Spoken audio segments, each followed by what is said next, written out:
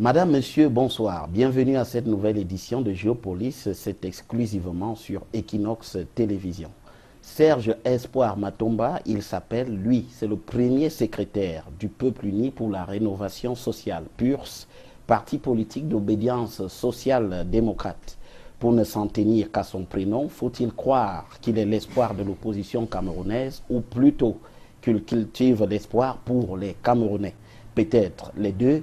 Il aura le loisir de nous l'expliquer au cours de cette édition de Géopolis qui est également l'occasion pour nous d'évoquer avec lui la marche du PURS, l'opposition camerounaise, les scrutins de 2018 au Cameroun, le réaménagement gouvernemental du 2 mars dernier, l'opération Épervier et naturellement la crise anglophone. Bonsoir Serge Espoir Matomba. Bonsoir M. Zogo et bonsoir aux millions de téléspectateurs d'Equinox Télévision. Alors, premier secrétaire du PURS, plutôt que président, comme on entend ailleurs dans les autres partis politiques, pourquoi cette formulation? Le premier secrétaire est certes la première personnalité du PURS, mais c'est un homme qui doit être proche du peuple, proche des militants. Ce n'est pas l'homme qui a tous les pouvoirs parce qu'il est mandaté par le bureau politique pour servir. Et il est mandaté par les militants pour servir. Alors il doit être auprès de ces militants. Ce n'est pas l'homme que lorsqu'il faut rencontrer, il faut passer par 10 000 chemins, essayer de marquer des audiences qui n'arrivent pratiquement jamais. Non, c'est un homme qui est proche. C'est pour cette raison d'ailleurs que vous constatez, M. Zogo, que Serge Espoir Matomba est toujours disponible, est toujours sur le terrain, et un peu partout. Alors, par ailleurs, la déclinaison idéologique de votre parti politique, c'est socio-démocrate. Alors, que faut-il entendre dans le contexte camerounais par être des socio-démocrates?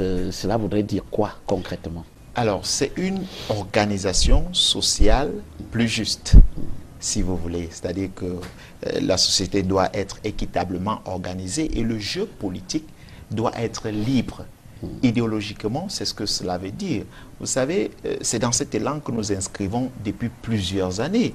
Depuis 2008, nous parcourons l'étendue du territoire. Nous l'avons fait plusieurs fois, en vue de sensibiliser les uns et les autres sur l'implication pour le développement du Cameroun. Parce que chaque Camerounais devrait le savoir, que son implication est importante pour le développement de la nation.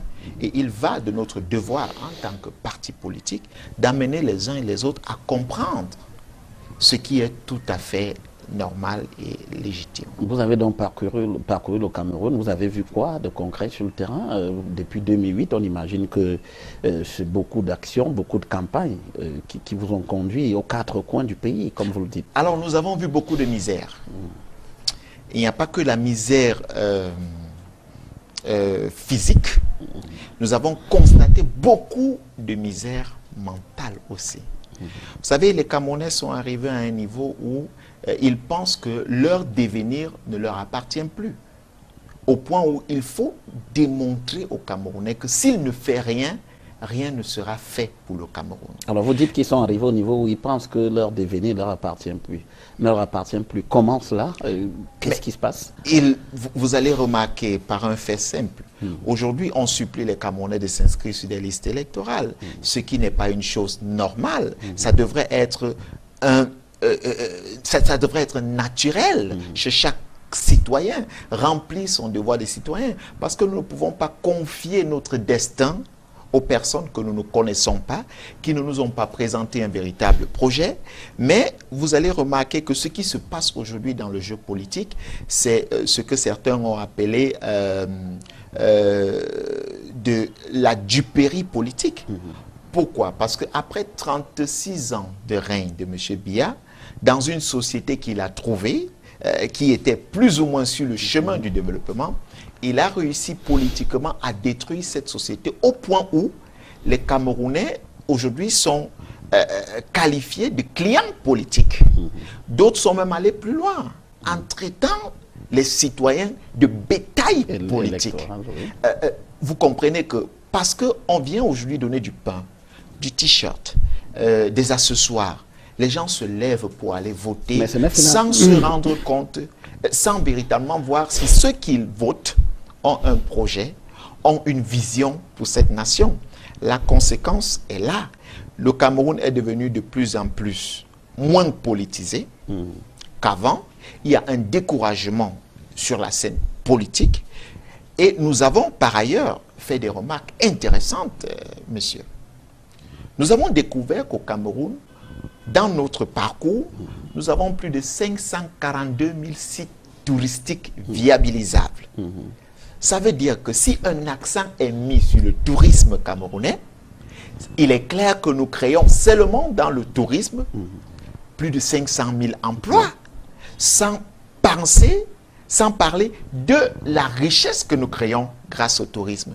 Nous avons pu toucher ces réalités, nous avons discuté avec les Camerounais des 10 régions, et ce que vous allez constater, c'est que le projet de société que nous avons présenté, chaque Camerounais de chaque région s'y retrouve. Pourquoi? Parce que plusieurs ont participé à l'élaboration de ce projet. Alors, que dit ce programme, ce projet de société? Vous l'avez avec vous? Ben alors, il dit quoi concrètement, le projet de société? Alors, ce projet de société projette le Cameroun d'ici 2050, parce que nous pensons à un Cameroun d'ici 2050 de 100 millions de Camerounais. Et il est clair, vous savez que le Cameroun est dans un état de délabrement avancé. Je ne voudrais pas revenir sur le diagnostic, mais le projet est clair. Nous allons refonder, ou alors il y aura une refondation du système éducatif. Vous savez pourquoi? Parce que pour développer un pays qui est allé aussi bas, où les mentalités sont arrivées à un niveau extrêmement dégradé, il faut refaire l'homme. Il faut redéfinir le profil de l'homme que nous voulons pour développer ce pays. C'est pour cette raison... Il faut le Camerounais nouveau. C'est pour cette raison que la refondation du système éducatif est importante. Et à ce niveau, vous allez voir que tous les autres secteurs du Cameroun seront développés automatiquement. Vous voulez changer quoi? Encore, vous voulez changer quoi dans le système éducatif? Concrètement, vous voulez changer quoi? Il faudrait déjà que nous définissions le nouveau profil du Camerounais, qui n'est pas celui qui est là aujourd'hui. Ce que nous disons, nous devons avoir un Camerounais qui se remette en question. Un Camerounais qui va au-delà de ses attentes. Un Camerounais qui comprend l'importance de son implication dans le développement de la nation. C'est ce Camerounais dont nous avons besoin. Parce qu'à partir de là, M. Zogo, vous avez un Camerounais prêt à développer un pays. Dans ce système où nous formons pratiquement 88% des personnes dans des sciences littéraires, nous allons inverser cela. Nous aurons plus de 88% des personnes formées dans les sciences, les sciences techniques. Et le reste, évidemment, dans les sciences littéraires. Mais alors, le degré de formation qui est énoncé dans notre projet de société est clair, M. Zogo. Nous allons plus loin. Nous disons, en 5 ans, nous allons créer 5 millions d'emplois. Certains nous disent, oh, mais comment vous allez faire ça? C'est exorbitant, 5 millions d'emplois en 5 ans. Ce n'est pas exorbitant. Je vais vous prendre des chiffres simples. Le gouvernement a annoncé au premier semestre 2017 avoir créé 9 000 entreprises. Ce que nous disons, nous ne nous fions pas aux chiffres du gouvernement. Parce que nous avons pensé le projet. Nous sommes dans un pays où tout est à refaire. Alors, tout est à refaire. Vous savez, un pays comme le Cameroun, qui a plus de 22 millions d'hectares de forêt et qui importe le cure-dent, vous comprenez qu'il y a un problème. Donc, il y a une machine industrielle qui doit s'installer. Seulement dans les métiers du tourisme, je vous l'ai dit, nous pouvons créer plus de 500 000 emplois. Dans les métiers de l'éducation, nous pouvons créer plus d'1 million d'emplois dans les métiers de l'éducation, avec la refonte de l'éducation que nous allons faire. Nous avons dit que nous allons injecter 2 000 milliards dans l'agriculture pour solidifier le grenier camerounais. Vous savez que nous avons 142 000 hectares de terrain arable, donc des terres fertiles au Cameroun, qui ne sont pas exploitées, M. Zoko. Lorsque nous éjectons 2000 milliards dans l'agriculture, vous savez combien de métiers sont créés seulement dans l'agriculture? Plus de 3 millions de métiers. Mais là n'est pas le plus important. Nous allons créer, comme nous le disons, un climat favorable aux affaires. Oui. Parce que ce que nous voulons, c'est que les PMI, les PME réussissent à se développer. Et nous allons encadrer ces PMI et PME pour qu'elles puissent créer véritablement de l'emploi. Parce que nous le disons, chaque PMI, chaque PME qui emploiera un minimum de 5 Camerounais, nous allons sur 5 Camerounais, sera exonéré de certaines taxes durant 3 ans. Le projet est clair. Je ne vais pas entrer dans le volet santé, où vous savez que nous avons lancé une opération pour l'assurance maladie. Mais c'est pour vous dire que, en pensant ce projet, ou alors en le couchant sur du papier, nous ne nous sommes pas dit, nous sommes les maîtres penseurs, ou alors nous sommes une génération d'intellectuels camerounais qui allons développer le Cameroun par magie. Nous avons approché les citoyens dans les 10 régions. Nous avons compris les nécessités de ces derniers. Nous avons compris les besoins de ces régions. Et nous nous sommes dit, voilà comment nous allons développer le Cameroun. Et aujourd'hui, plusieurs personnes adhèrent à ce projet. Oui. J'étais d'ailleurs surpris, il y a 2 jours, lorsque quelqu'un m'interpellait en me disant, mais si j'avais une proximité directe avec vous, M. Matomba, j'aurais dit que vous avez copié ce que j'ai comme projet. Mais je me rends compte qu'on ne se connaît pas. Et lorsque je parcours votre projet, je suis tout simplement dans ce que j'ai pensé depuis toujours pour le Cameroun. Voilà, messieurs, ce que nous avons pour le Cameroun. Alors, mais nous ne nous disons pas que tous en pensant, en le couchant sur du papier, c'est largement suffisant. Maintenant, il faut amener les Camerounais à comprendre que l'offre politique que nous avons est la meilleure offre. Est celle qui développera le Cameroun, est celle qui amènera les Camerounais à vivre dans des meilleures conditions. Alors, vous avez donc parcouru le Cameroun, comme vous le dites, vous avez un programme de société. Depuis 2008, vous avez fait ce tour du Cameroun, vous avez un projet de société que vous venez de nous dérouler. Alors, en termes de résultats politiques, c'est quoi exactement le PURS aujourd'hui? Vous êtes conseiller municipal. Il faut dire que sur plus de 300 partis qui existent au Cameroun, le PURS compte aujourd'hui parmi les 20 partis qui ont des élus. Ça, nous pouvons déjà dire que voilà un résultat positif, parce que vous savez, une chose est de légaliser un parti politique, l'autre est d'exister sur la scène politique. Tout à fait. Aujourd'hui, si on compte 20 partis au Cameroun, le PURS en fait partie. Mais nous ne nous contentons pas de ce résultat.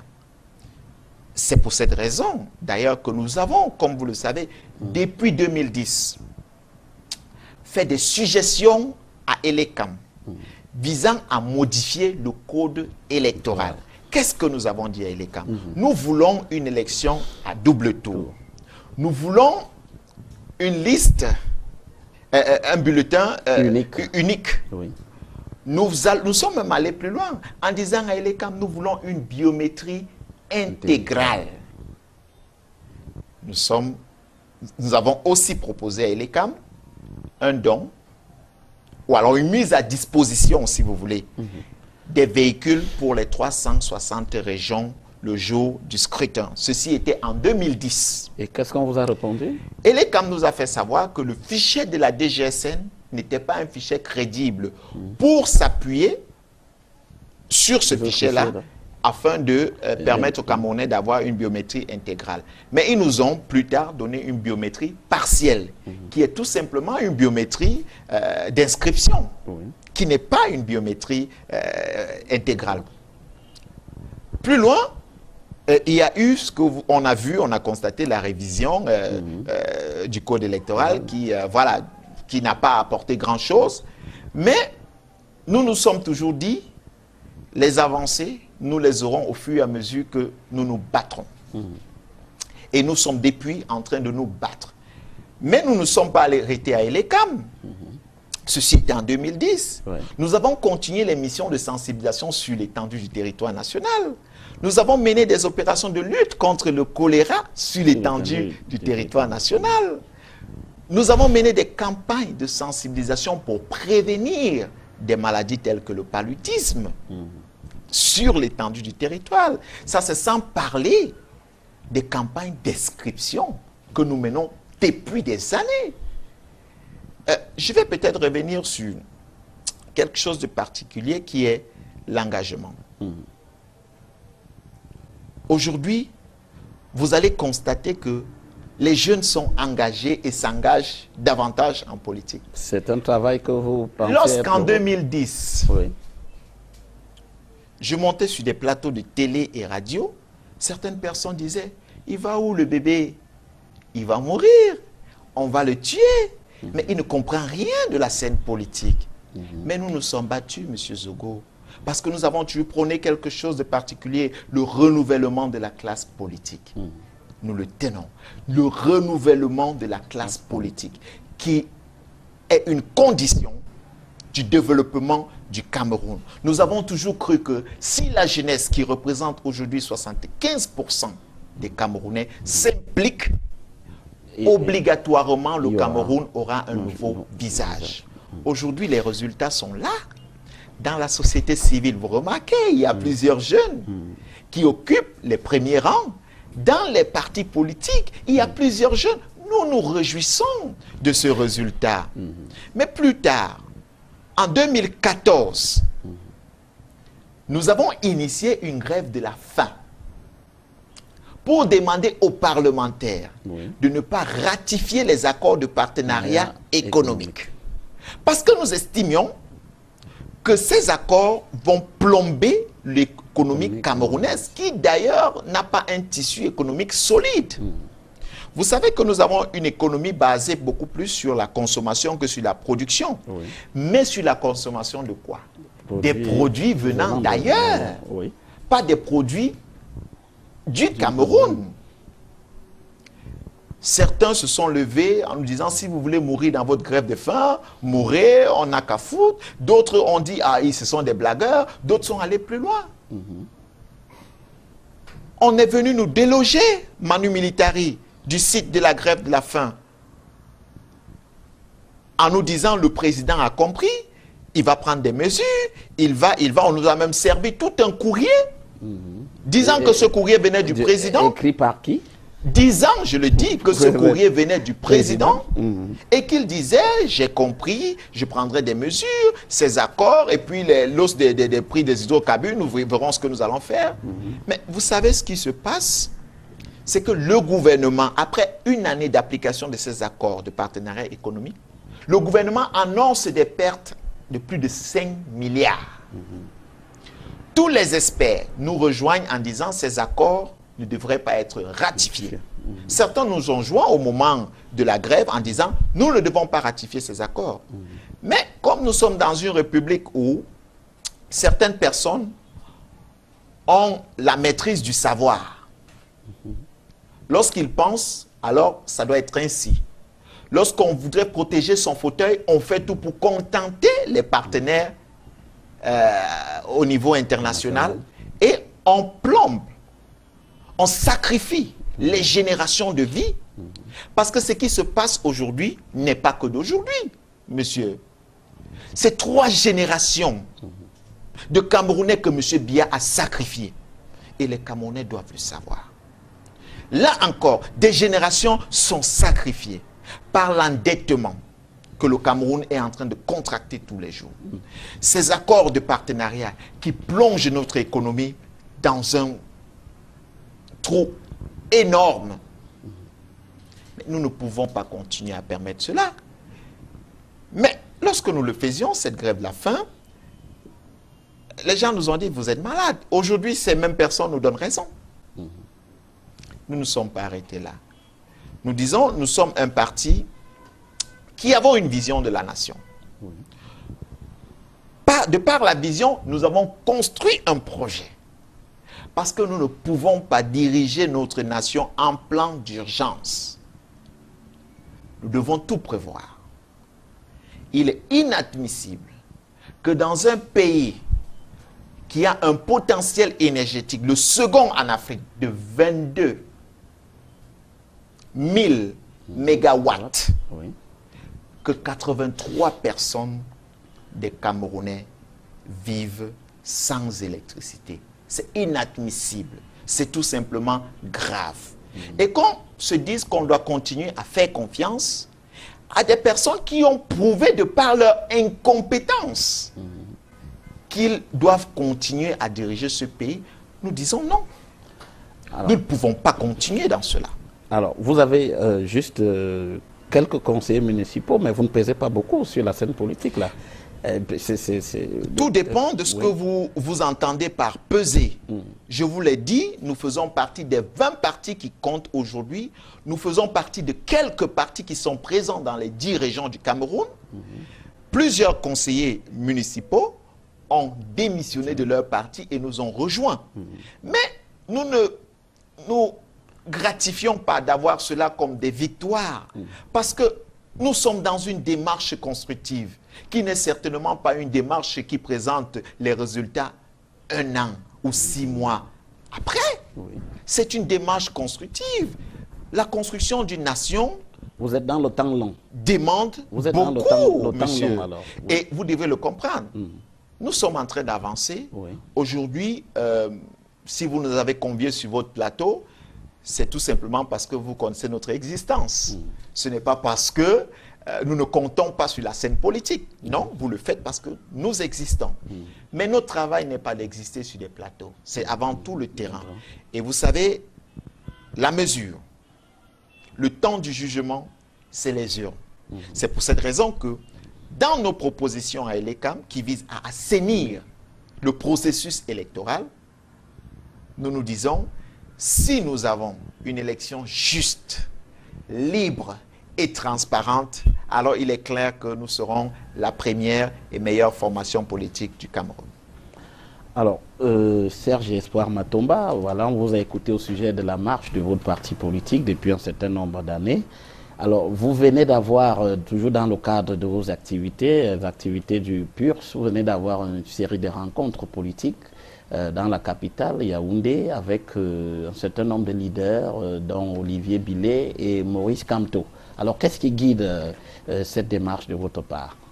En 2013, nous avons mis sur pied une plateforme que nous avons communément appelée la convergence des forces pures. À l'intérieur, nous avions 14 partis politiques. En 2013. La démarche de construction dans laquelle nous nous inscrivons nous amène à mutualiser les forces avec d'autres formations politiques. Au lendemain du 10 juin 2017, date à laquelle le PURS m'a investi comme candidat à l'élection présidentielle, nous avons poursuivi ces démarches avec les formations politiques. Je précise, en vue de mutualiser les forces. Pas en vue de faire un Parce que nous avons besoin de chacun pour construire cette nation. Mais dans ce que nous avons besoin, nous devons voir ce que nous mettons à l'intérieur. Parce que les rencontres, pour certains, ce sont des rencontres de coalition, ce sont des rencontres... Nous discutons d'abord du fond, des projets que nous avons pour la nation. Parce qu'il va de notre devoir de développer cette nation. Je crois personnellement que chacun de nous aime le Cameroun.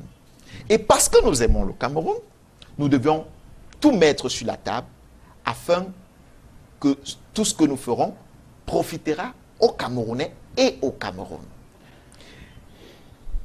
Après, dans mon investiture, ces démarches ont continué. Oui.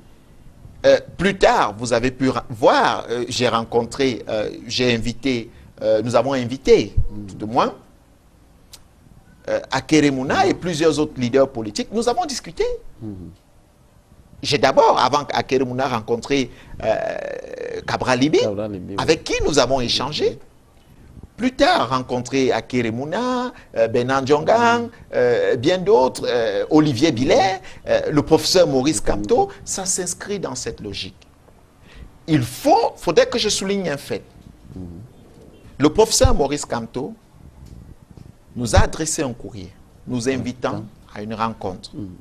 Et je le lui ai dit, professeur, si vous n'aviez pas fait la démarche, nous aurions fait la démarche, puisque nous sommes dans cette démarche. Donc il y a convergence de vues. À ce niveau, oui, nous pensons qu'il y a une convergence de vues en vue d'une mutualisation de forces. N'oubliez pas que nous sommes dans une année électorale sensible. oui. Sensible. L'échec de M. Biya au niveau politique a conduit le pays à plusieurs crises aujourd'hui. Celle de l'extrême nord, celle du nord-ouest, celle du sud-ouest, sans parler des crises que nous vivons au quotidien dans les autres régions. Oui. Et nous sommes dans une année électorale, je précise, sensible. Nous devons faire très attention. Il va de notre devoir de nous asseoir. Nous ne sommes pas d'ennemis politiques. Ce mot ne devrait pas exister en politique. Puisque nous parlons du Cameroun, notre bien commun. Alors quand vous dites mutualisation des efforts de l'opposition, Nous avons c'est quoi concrètement? des élections. Oui, Nous avons l'élection municipale qui arrive. oui. Nous avons l'élection législative qui arrive. Nous avons la présidentielle qui arrive. Et nous avons lancé une campagne de 300 maires sur les 360 communes et de 100 députés sur les 180. Nous estimons que si l'opposition réussit à avoir 300 maires sur les 360, Oui. il est clair que le Cameroun aura un nouveau, puisque la gouvernance locale sera opérée par des acteurs détenant un projet réel pour le développement local. Et si ces projets sont appliqués, le Cameroun aura un nouveau visage. Si nous obtenons 100 députés sur les 180 qui sont au Parlement, il est clair que les projets et les propositions de loi qui seront votés au Parlement seront des projets qui profiteront aux Camerounais et au Cameroun. Alors, ça entre... Parce que ce qui se passe présentement, Oui. c'est que nous avons une caisse de résonance que nous appelons Assemblée nationale et même Sénat. Les projets arrivent à midi et sont votés à 14 h. Nous ne voulons plus de ça. Nous ne voulons plus de cela. Il va de notre devoir, du moins de ceux qui ont encore l'amour pour cette nation, de pouvoir trouver des méthodes et même un consensus pour que nous puissions prendre d'assaut le Parlement et les communes. Il va sans dire que vous souhaitez vivement que je parle de la présidentielle. Oui, j'en parlerai. Mais certainement. Mais ce que je voudrais dire... Mais je posais la question, comment est-ce qu'on opérationnalise un tel programme? 300 députés, 300 maires et 100 députés. Cela se passe comment? Et je me demandais, la mutualisation dont vous parlez, qu'est-ce qu'il y a dedans? Il y a, dans un premier temps, dans la mutualisation, le fond des projets de société, les points de vue de convergence et le lieu de ralliement. Parce qu'il faut savoir, est-ce que nous partageons, nous avons des mêmes visions, ce qui est déjà impossible, mais à quel niveau nous convergeons? À quel niveau il y a une différence entre nous? Quel est le point que nous pouvons créer qui devienne le point de ralliement? C'est en cela que la mutualisation de forces se fait. Et maintenant, dans les différentes régions, comment nous organisons-nous en tant que formation politique présent sur le terrain? Il s'agit de ça. Et à ce niveau, nos services techniques sont en train d'y travailler. Vous allez vous rassurer, croyez-moi, si je vous dévoile tout sur ce plateau, je donne comme ça le bâton à nos adversaires ou alors au parti au pouvoir de nous bastonner. Voilà. Nous sommes en train de nous organiser. Nous avons dit une chose qui est certaine. Même si c'est M. Biya qui devient le président aujourd'hui du Conseil électoral ou le directeur général des élections, nous allons gagner M. Biya dans les urnes. Nous sommes fermes là-dessus. Et nous sommes en train de nous organiser pour gagner M. Biya dans les urnes.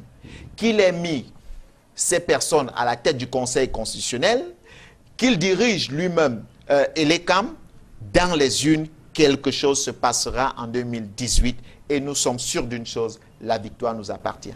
Voilà, alors donc vous savez qu'aujourd'hui, mais il y a quand même beaucoup de Camerounais qui sont sceptiques sur ce plan. Qu'est-ce que vous répondez? Il y a des Camerounais qui disent ah, ça ne sert à rien, on connaît déjà le résultat à l'avance. Vous vous dites dans les urnes, vous allez passer. Cela veut dire qu'on peut gagner une élection actuellement au Cameroun. Monsieur Zogo, je suis un élu. Je n'ai bénéficié d'aucune faveur pour devenir un élu.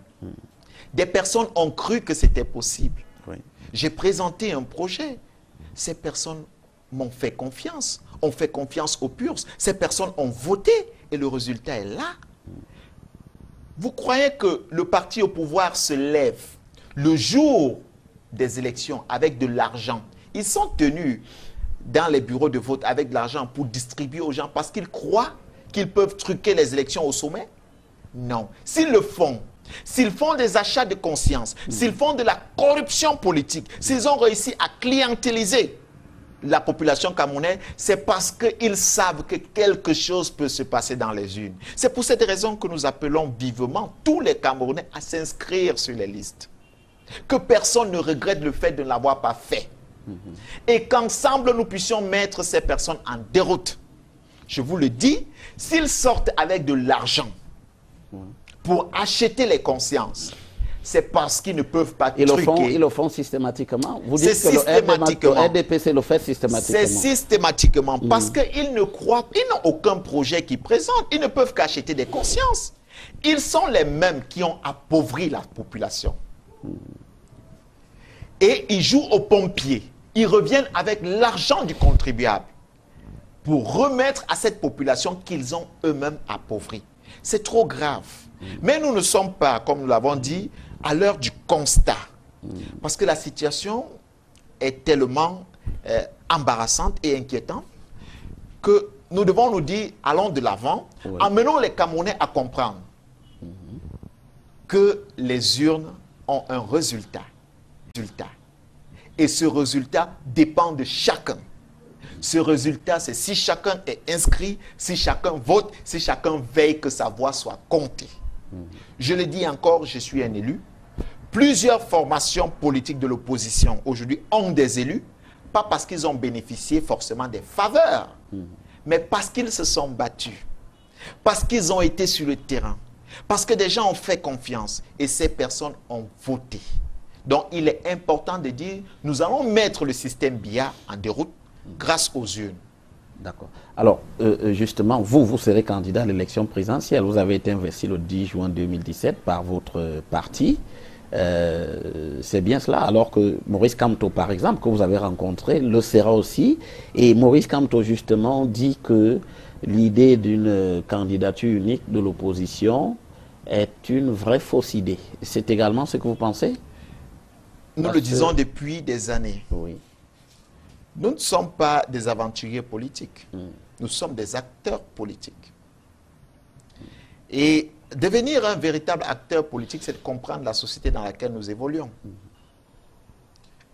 Le piège d'une candidature unique, nous le disons, les Camerounais ne doivent pas tomber dedans. C'est un piège. Mais les Camerounais y croient. C'est un piège. Ils pensent que mais les Camerounais y croient parce que vous encensez cela. Ah ben, pas forcément. Les Camerounais y croient parce que vous passez le temps à dire aux Camerounais que s'il n'y a pas de candidature unique, l'opposition ne peut pas gagner. L'opposition ne peut pas gagner. Il ne peut pas avoir d'alternance. C'est un message que vous passez. Et lorsque des gens passent sur des plateaux de télé en longueur de journée dire cela, qu'est-ce qu'ils recherchent en réalité?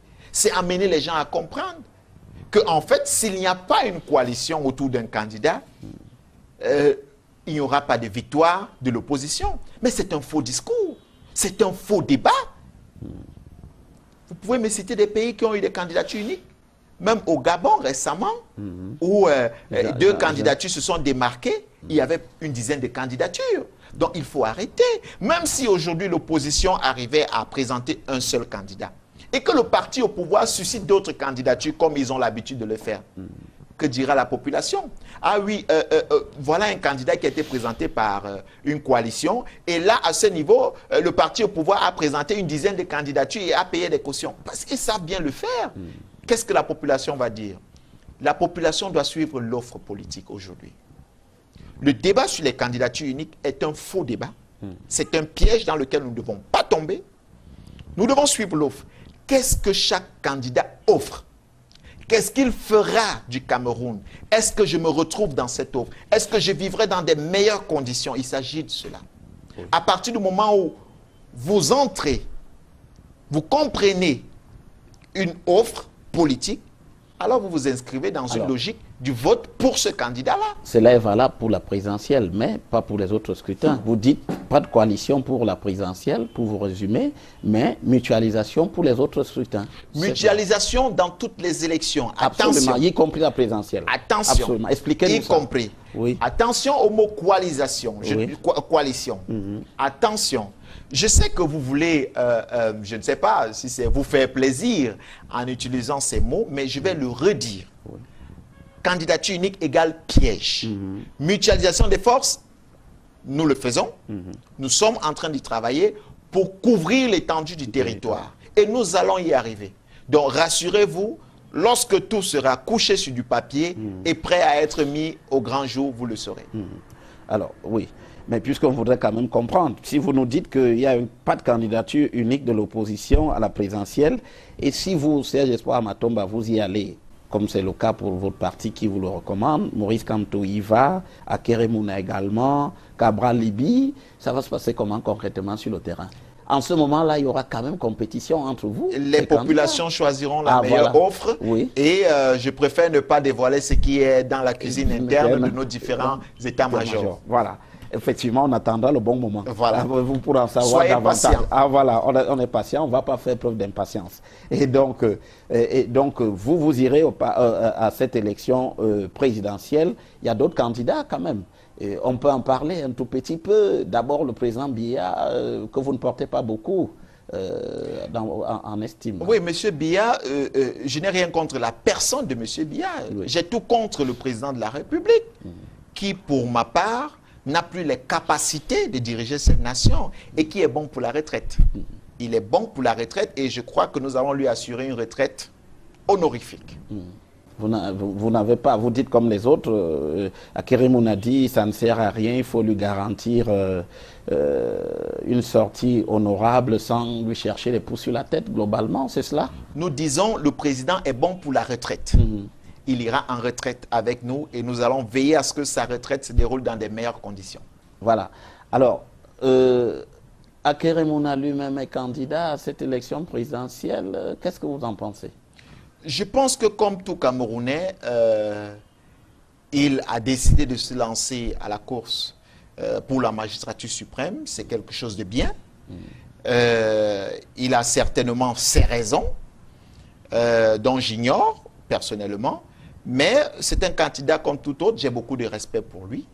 Et je crois qu'il est sur le bon chemin de ceux qui décident à un moment donné de s'engager, comme nous l'avons fait depuis des années.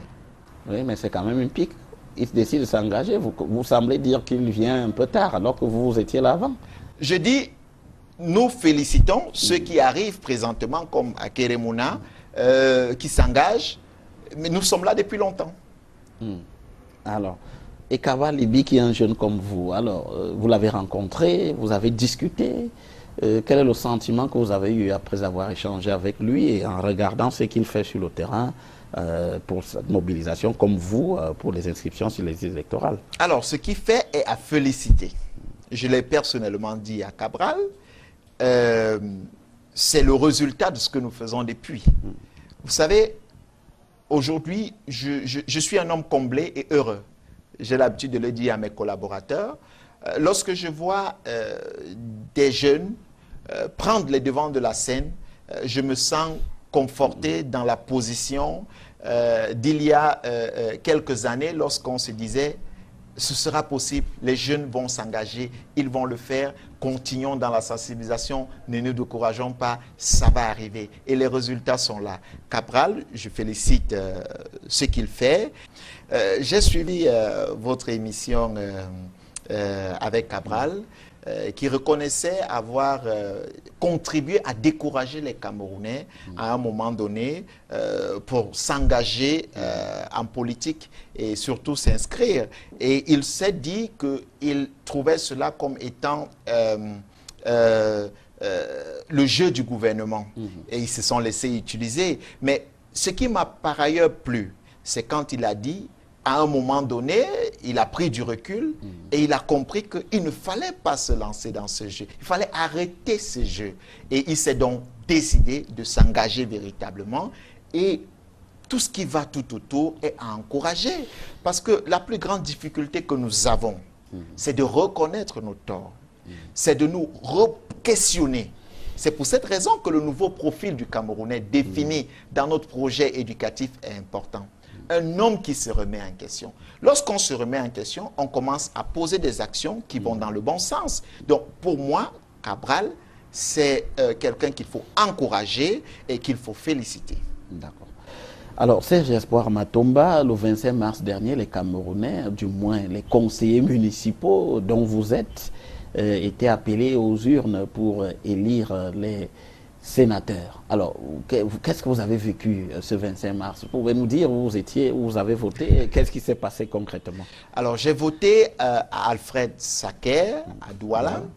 Je suis allé tout naturellement, comme tout électeur, conseiller municipal de mon État. Je suis allé remplir mon devoir citoyen. Vous savez, nous le disons, sous le gouvernement du PURS, le Sénat va disparaître. C'est une chambre parlementaire qui ne sert à rien, qui va devoir disparaître. Vous savez que l'Assemblée nationale, je ne voudrais pas vous expliquer tout ce qui se passe entre le Sénat et l'Assemblée nationale, les propositions de loi, les projets de loi, comment ils sont traités dans ces deux chambres, mais l'Assemblée nationale remplit parfaitement ce rôle.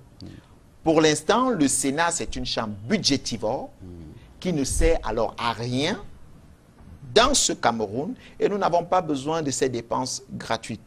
Mais, même lorsque les lois sont mauvaises, nous sommes appelés à les respecter d'abord, avant de voir, étudier la possibilité de changer ces lois. Et comme nous estimons que le Sénat va disparaître, en attendant qu'il disparaisse, il existe. En attendant qu'il disparaisse, les sénateurs doivent être élus.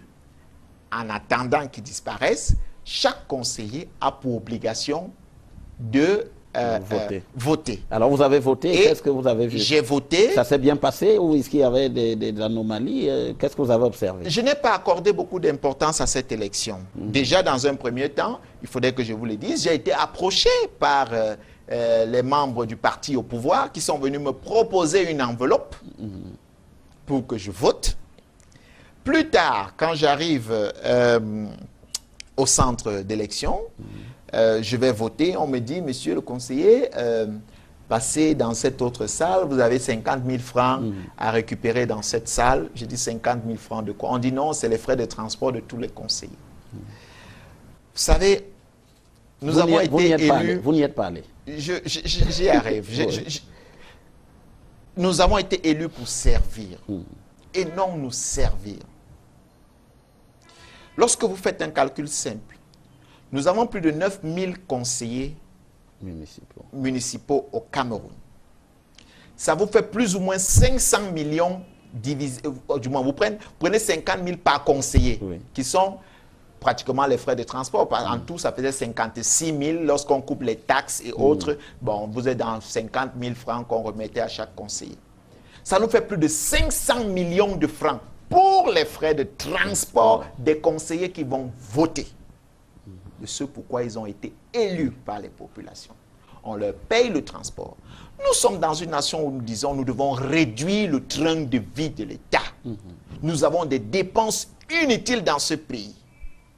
Comment comprendre que nous sommes nous-mêmes complices de ces actes? J'ai refusé de prendre cet argent. J'ai refusé d'aller dans ces salles. Je me suis dit, je n'en ai pas besoin. Pas forcément parce que j'en ai trop, mais parce que je ne devrais pas contribuer à asphyxier l'économie camerounaise. Et à ce niveau, je crois que nous avons vraiment beaucoup de travail. Oui. Parce que j'ai dû apprendre que quelque part, les conseillers se sont battus pour récupérer cet argent. Battu. Nous parlons là de l'argent du contribuable. Oui, oui. Ils se sont Camerounais. battus, mais cet argent était bien disponible. Nous parlons de l'argent du contribuable camerounais. Vous avez un pays qui a 120 millions de mètres cubes d'eau. Et 63% des Camerounais vivent sans eau. Mais on prend 500 millions pour remettre aux conseillers comme frais de transport. Frais de transport. Les gens n'ont pas d'eau. Les gens n'ont pas d'électricité. Les gens meurent pour 2000 francs dans les hôpitaux. Nous devons arrêter cette blague. Nous avons dit que nous sommes dans une année sensible. Oui. Les Camerounais doivent plus que jamais se manifester cette année pour voir le système BIA en déroute. C'est une obligation de l'envoyer en retraite. Alors, mais en attendant, il y a les résultats de ces élections sénatoriales. Le contentieux a été vidé par le Conseil constitutionnel, dont les deux cas ont été, les cas soumis au Conseil ont été rejetés, notamment le SDF et l'UDC.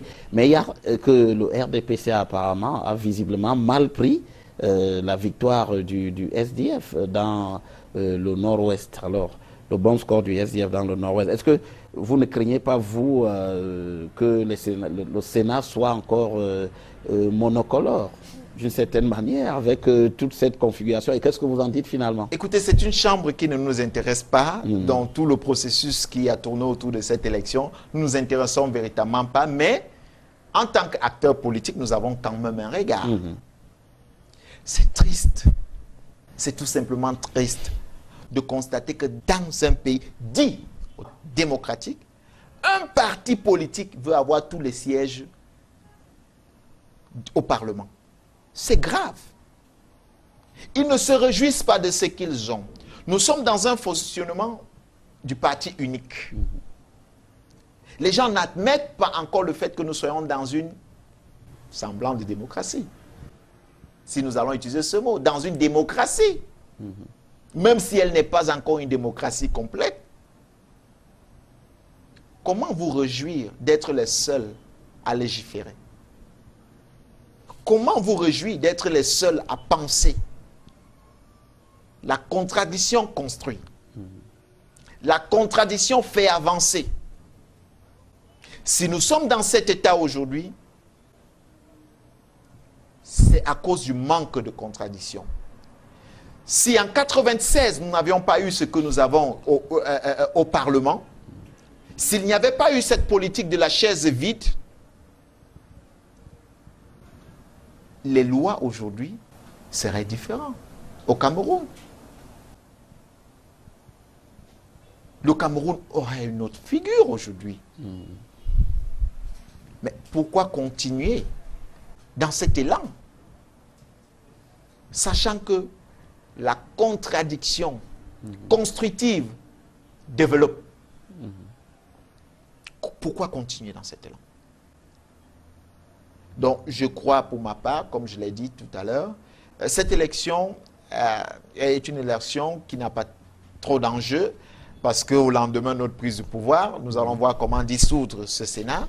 Mais les élections à venir sont beaucoup plus importantes que celles qui viennent de passer.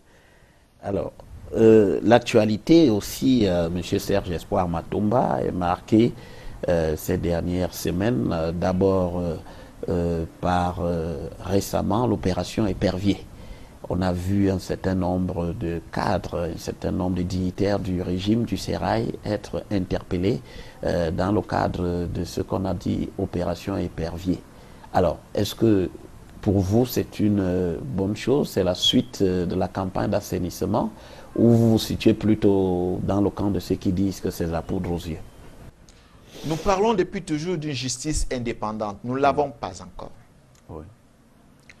Pour pouvoir se situer ou juger une opération comme celle-là, nous devons avoir des éléments fiables que nous devons pouvoir questionner. Avons-nous une justice indépendante? La réponse est non. Si nous l'avions, nous pouvons questionner l'opération en elle-même. Mais tant que nous n'avons pas une justice indépendante, tant que c'est le président de la République qui va juger de l'opportunité des poursuites dans une affaire dite de corruption et autres, il y a un problème.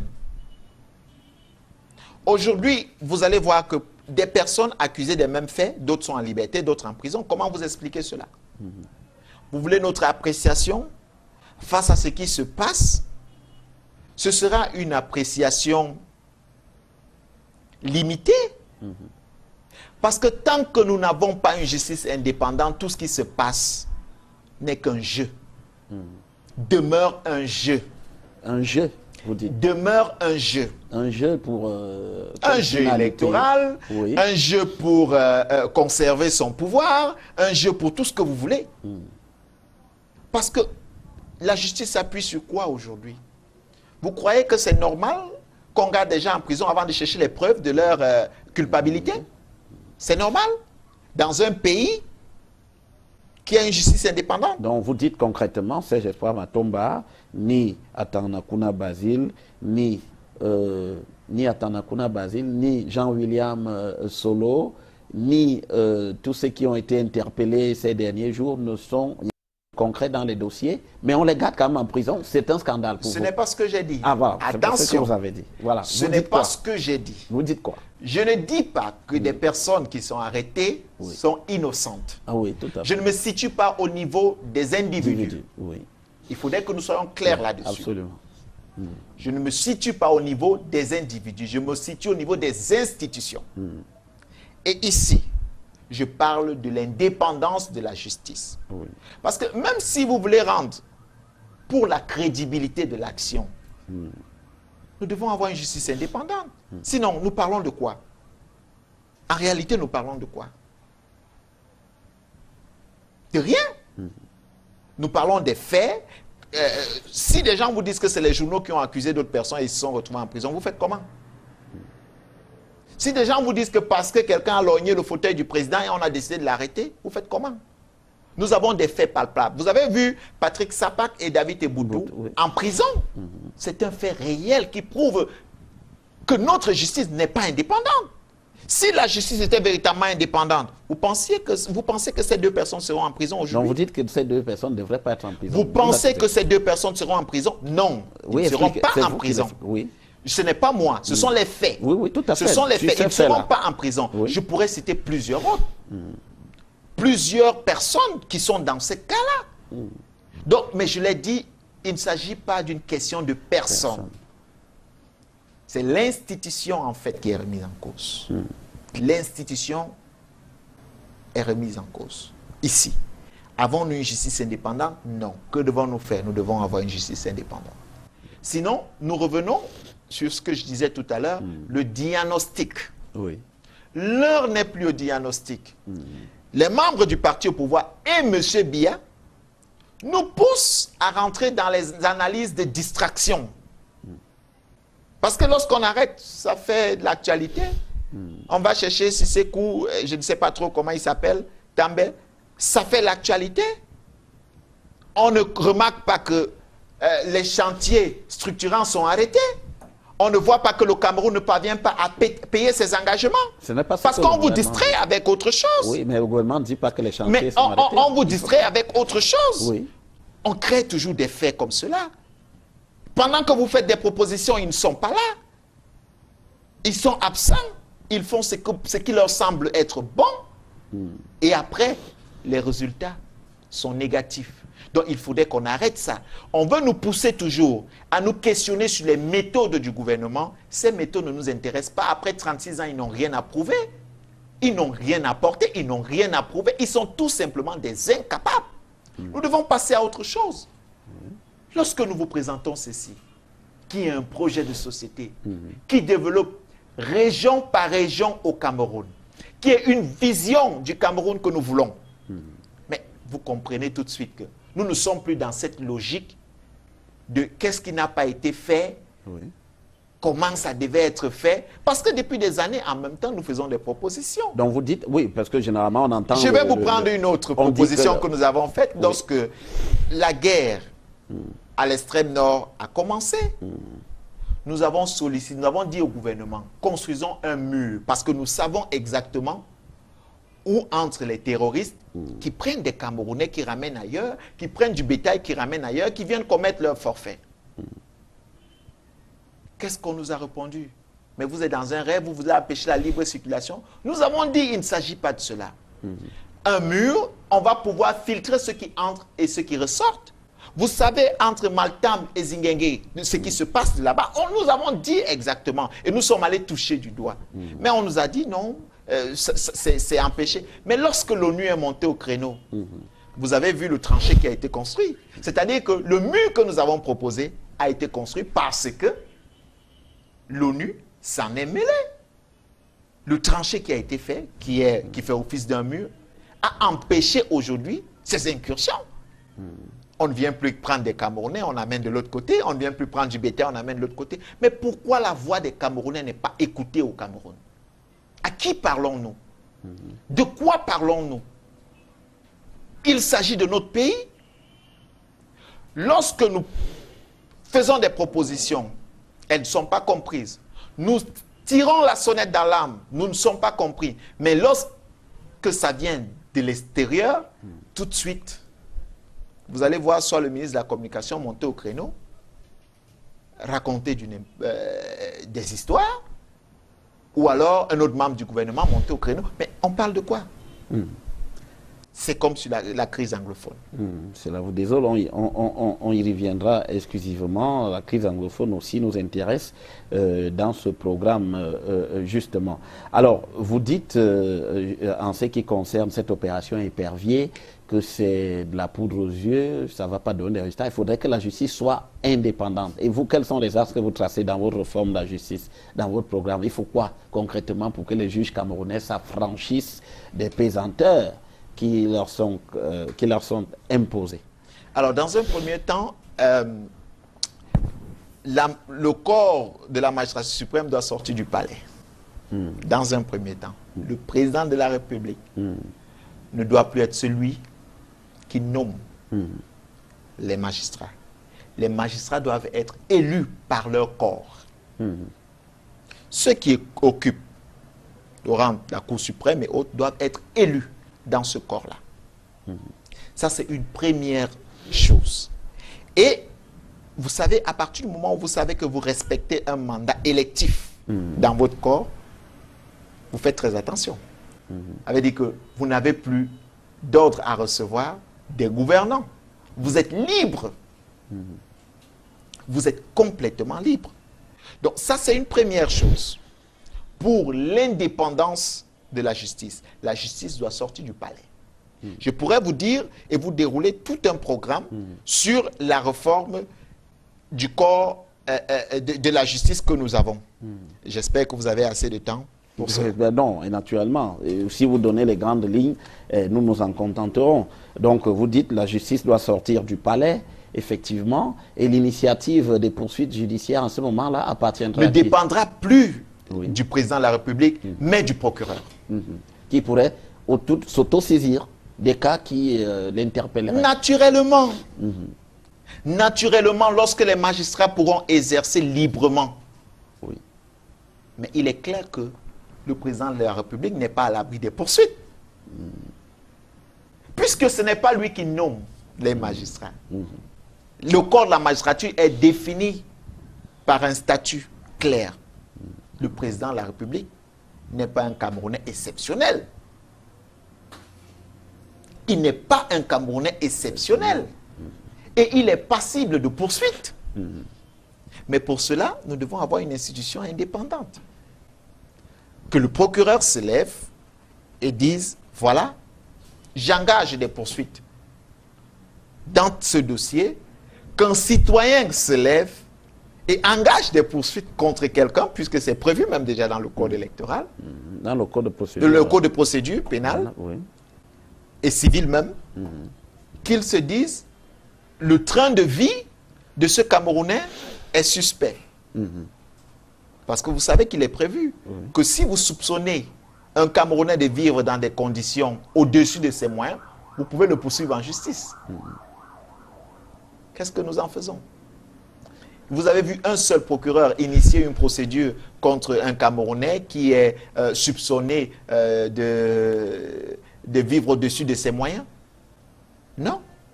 Mais comment allons-nous combattre la corruption lorsque nous nous permettons de voir des gens qui sortent de l'école 2 ans après, ils ont 3 immeubles?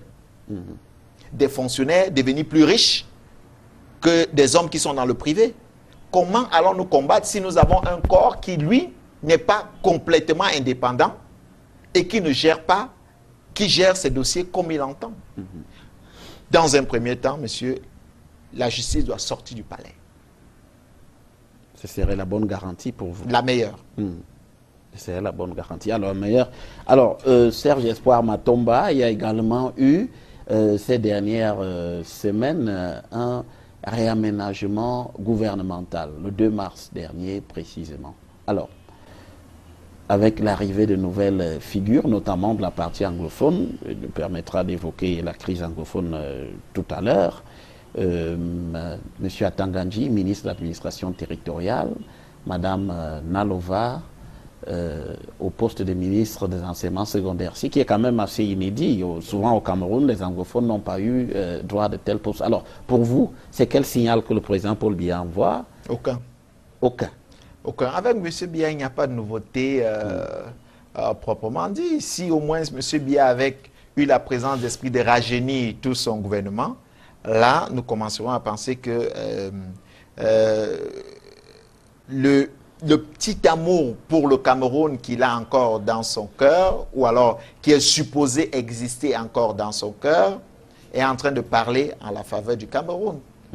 Vous prenez les mêmes personnes avec qui vous traînez depuis des années, vous les mutez, et puis vous estimez que vous avez fait quelque chose de bien ou de nouveau. Non, rien de nouveau sous le soleil.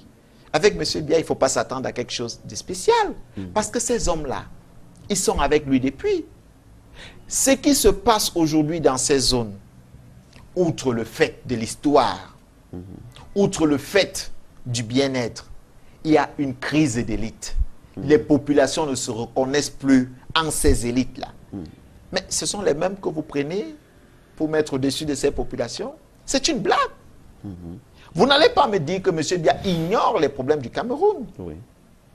Depuis les années 60, M. Biya est au courant de ce problème, puisqu'il a été acteur de cette situation. Qu'est-ce qu'il a fait en tant qu'homme d'État, en tant qu'homme de vision, pour résoudre ce problème? Alors, rien du tout. Oui. On a laissé pourrir. On a laissé pourrir. On a passé le temps à dire aux Camerounais, nous avons travaillé pour la paix, nous travaillons pour la paix, nous travaillons pour la paix, le Cameroun est un pays de paix. Voilà le pays de paix qui est devenu un pays de guerre, qui devient un no man's land. On ne dit pas. Pas tout le Cameroun. On ne dit pas. La partie... Écoutez, vous voulez que tout le Cameroun s'embrasse pour que vous compreniez que le Cameroun est malade? Oui, il est malade. Vous voulez? C'est ce que vous voulez? Expliquez-nous. Vous voulez que tout le Cameroun s'embrasse pour comprendre? L'extrême nord est touché. L'est est touché. Le sud-ouest est touché. Le nord-ouest est touché. Des gens passent du temps à vous dire que nous avons travaillé pour la paix. Il s'agit de quelle paix? Quand vous avez pris le Cameroun était en guerre. Mais voilà l'héritage que vous nous laissez. Parce que nous devons faire face à cela. Ils ne seront plus là. Ils ont créé ce chaos, mais ils sont en train de partir. Ils ne seront plus là. Et nous héritons donc d'un pays dans une situation pareille, avec cette fracture qui existe aujourd'hui, qui est une fracture du vivre ensemble. Pourtant, vous avez eu le temps de résoudre ce problème grâce à une réforme du système ou une refondation du système éducatif camerounais.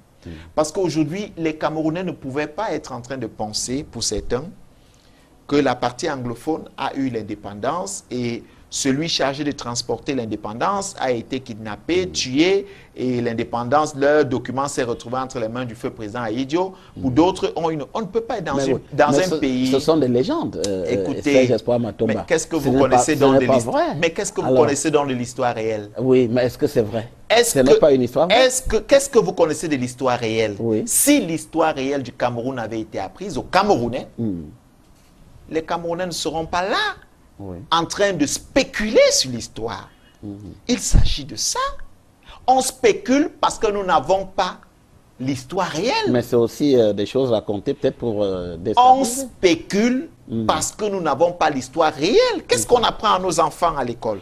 Deuxième guerre mondiale, guerre froide, tout ce que vous voulez. Mais l'histoire du Cameroun est où?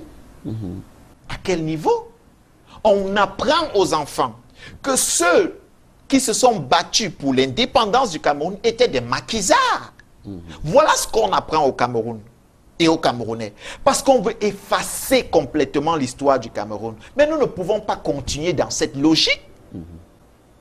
Vous croyez que dès que M. Biya partira, Serge Espoir Matomba sera président, je viendrai dire aux Camerounais, il n'a jamais existé un président du nom de Paul Biya. Non! M. Biya reste dans l'histoire du Cameroun.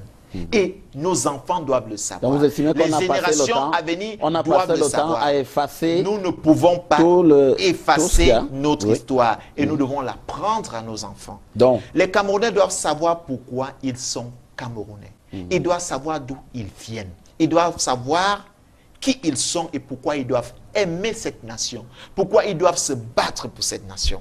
Donc, voilà ce que les Camerounais doivent savoir. Sur cette question, Sinon, oui. ils ne sauront jamais où on va. sur cette question-là, vous venez de mettre les pieds dans le plat. Vous dites, Serge Espoir Matomba président, on n'effacera pas le fait que Paul Biya l'aura été avant lui. Et si je continue beaucoup plus loin en évoquant, donc ça voudrait dire que vous êtes par exemple pour le retour de la dépouille d'Ahidjo, obsèque nationale, pour lui, un point sur lequel il y a des discordes actuellement entre le président Biya et la famille. C'est ce que vous dites. Des discordes sans raison. Pourquoi je ne serais pas pour le retour de la dépouille du feu président Amadou Ahidjo? Vous savez, nous avons un problème en tant qu'Africains. Lorsque nous parlons des pays comme le Ghana, nous regardons avec beaucoup de passion les anciens présidents qui sont passés, qui sont vivants, qui se rencontrent de temps en temps. Nous nous disons, pourquoi ne pas être comme cela? Pourquoi dans l'Afrique francophone, là, il n'existe pas d'anciens présidents dignes? Pourquoi ça n'existe pas? Vous croyez que nous allons continuer à cautionner le fait que dès qu'un président part du pouvoir, nous devons le poursuivre, le jeter en prison, le tuer, et puis nous faisons plaisir à qui à la fin? Nous faisons plaisir à qui? À notre nation? À notre pays? À nos enfants? Ou alors nous sommes en train de faire plaisir aux autres? Nous devons avoir la hauteur de nous dire à un moment, nous avons besoin d'avoir des anciens présidents vivants. Qu'ils constatent qu'ils auraient pu faire ceci, ils n'ont pas pu et d'autres l'ont fait. Nous devons avoir cette hauteur-là. Des gens restent longtemps au fauteuil parce que ils se disent tout de suite dès qu'ils partent, oh, ils ne pourront plus vivre dans un pays parce qu'ils seront poursuivis, parce que. Pourquoi ça se passe dans des pays anglo-saxons et pas chez nous? Sommes-nous aussi malades que ça? Notre capacité intellectuelle est-elle réduite seulement à détruire? J'aime le dire, le Cameroun est un pays rempli d'intellectuels. Parce que voir la misère dans laquelle le Cameroun se trouve, il ne faut que des intellectuels pour appauvrir un pays comme celui-ci. C'est grave. Lorsque je parle du Cameroun, j'ai mal de par le constat, mais j'ai espoir. Pas parce que je m'appelle Espoir, mais j'ai espoir parce que je crois en cette nouvelle génération de Camerounais qui sont prêts à se battre pour le Cameroun. Je crois en ceux-là qui se lèvent aujourd'hui et qui disent nous voulons quelque chose de différent. Je crois en tous ceux-là qui s'engagent et qui disent nous avons besoin d'un nouveau visage pour le Cameroun. Et je crois en ce projet que nous portons. Oui, alors revenons très précisément sur la crise anglophone, Serge Espoir Matomba. C'est une crise qui a pris une ampleur considérable ces derniers mois, sinon depuis une année au moins. Alors, pour vous aujourd'hui, quel est le problème en ce qui concerne cette crise anglophone? La gestion de la crise est le problème. Oui. Je ne voudrais pas revenir sur les causes qui sont lointaines. Oui. Mais je vais me résumer en disant ce que le Camerounais du Sud-Ouest et du Nord-Ouest veut. Ce n'est pas le fédéralisme. Ce n'est pas la décentralisation. Ce n'est même pas la sécession. Il veut vivre dans des meilleures conditions. C'est le bien-être. Offrons-lui cela et voyons s'il continuera. Et c'est le même problème que le Camerounais de l'extrême nord vit. C'est le même que celui de l'Est vit. Celui du Sud, celui du Centre, celui du littoral. Dans toutes les régions, ce que les Camerounais veulent, c'est vivre dans de meilleures conditions. Au départ, dans cette crise, nous avons fait des propositions concrètes. Nous sommes le premier parti à avoir demandé un dialogue inclusif.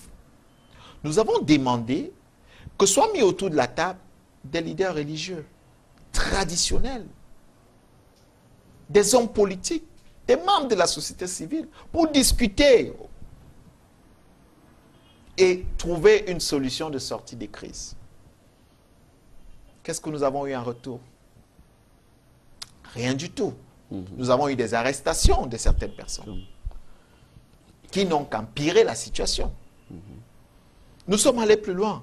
Nous avons proposé une force tampon camerounaise, craignant les escalades. Et voilà aujourd'hui où nous en sommes. Quand vous dites force tampon, nous avons demandé qu'il y ait une force qui ne soit ni gouvernementale, ni de cette partie qui se réclame de la sécession. Nous avons dit que des hommes, des acteurs politiques camerounais crédibles et de la société civile doivent former une sorte de force qui sera entre les deux et qui sera chargée de négocier avec le gouvernement et ceux qui se réclament de la sécession. Parce que comme je vous l'ai dit, ce n'est pas la division qui importe à ces derniers. C'est le bien-être. On va habiller ça comme on veut. Ils veulent diviser, ils veulent... Non, ils veulent vivre bien. Ils veulent vivre dans de meilleures conditions.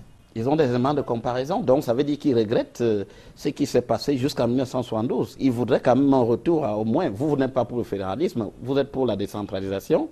Ils sont pour un retour à un système qui s'apparenterait à cela. Écoutez, si les gens estiment qu'avant ils vivaient mieux que maintenant, vous comprenez leurs revendications. Les revendications sont légitimes. Je le dis encore. Fédéralisme, c'est un mot habillé. Oui. Sécession, c'est un autre mot habillé. Décentralisation, c'est un autre mot habillé. Ce que les gens veulent, c'est le bien-être. Ils veulent vivre dans des meilleures conditions. Offrez-leur cela, ils ne parleront même pas des histoires de décentralisation, fédéralisme et sécession. Ils n'en parleront pas. Nous parlons de quoi? De l'échec politique de M. Biya. C'est ça le résultat. Échec politique et économique.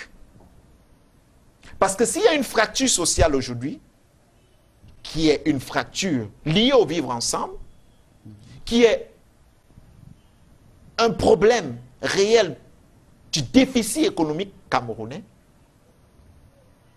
écoutez, vous comprenez que tout ce que nous allons faire, c'est de la poudre aux yeux. Trouvons des solutions qui répondent aux besoins des Camerounais. Et le problème sera résolu. Trouvons des solutions. Nous disons que la solution définitive à la crise anglophone se trouve dans le système éducatif que nous allons implémenter.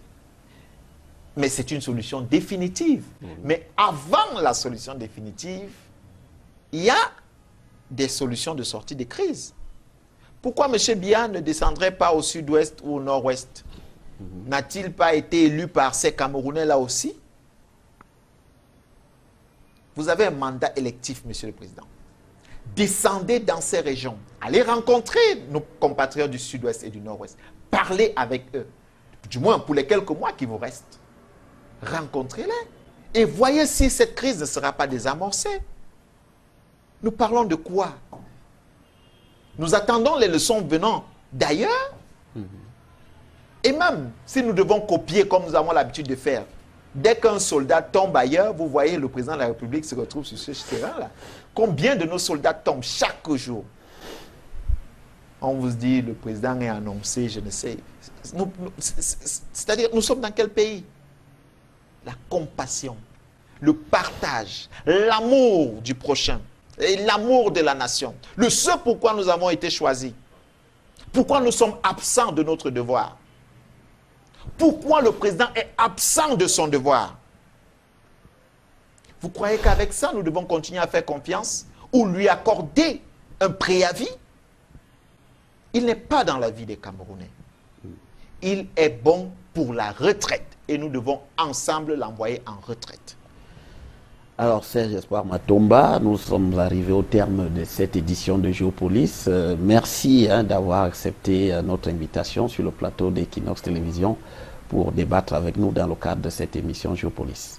C'est moi qui vous remercie et je vous félicite d'ailleurs d'avoir une émission de haute facture. Et je profite pour féliciter tous ceux qui vous accompagnent dans ce cadre et remercier les millions de téléspectateurs qui ont pris de leur temps pour nous suivre et nous écouter. Merci aussi à vous, chers téléspectateurs, de nous avoir suivis pendant cette édition de Géopolis. Je rappelle que c'est exclusivement sur Equinox Télévision. Madame, Monsieur, je vous donne rendez-vous dimanche prochain lorsqu'il sera 20h30 pour un nouveau programme Géopolis sur Equinox Télévision. À très bientôt. Madame, Monsieur.